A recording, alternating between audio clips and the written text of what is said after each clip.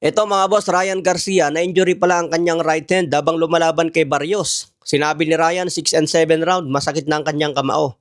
Pero binaliwala daw niya ang masakit na kamay at patuloy pa ring binanatan si Barrios. Ito na atang pinakamagandang panalo ni Ryan Garcia sa isang world title fight. Binunyag din ng ama ni Ryan Garcia na kung hindi raw aakyat si Shakur Stevenson sa welterweight dahil nagdedemand si Stevenson ng 144 pounds. Kung hindi raw siya aakyat sa 147, posible raw i-rematch na lang si Devin Haney. Labanan ito para sa WBC and WBO belt. Magandang laban ito mga boss kung matuloy ang kanilang rematch. Pero maraming expert na agad ang nagsasabi, hindi na raw mananalo si Ryan Garcia kay Devin Haney. Pero hindi pa rin natin masabi yan dahil may knockout power si Ryan. Mabilis din ang kanyang jab hook. Matatandaan na hook ang nagpabagsak kay Devin Haney.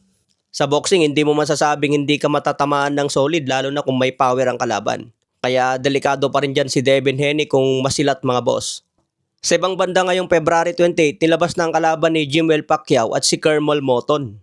Magkasabay ang laban ng dalawang ito at ipapalabas ng MP Promotions. Ito ang kalaban ni Jimwell, isang Puerto Rican at 0-2 ang record.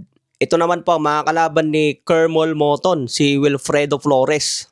May kartada ang 12 wins, 5 knockout, may 6 na talo. Kaya abangan po natin ang matinding bakbakan ngayong February 28. Sa ibang banda mga boss, pambansang kamao, sinabi niya ang plano kay Floyd Mayweather.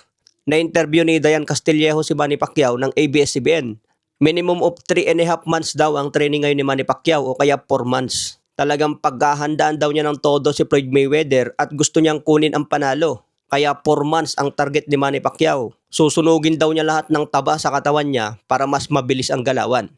Naka-schedule sa September 19 ang laban kaya malayo pa. Maraming buwan pa para paggandaan ni Manny Pacquiao. Lalo ngayon may activity fight si Manny Pacquiao kontra Ruslan Probodnikov.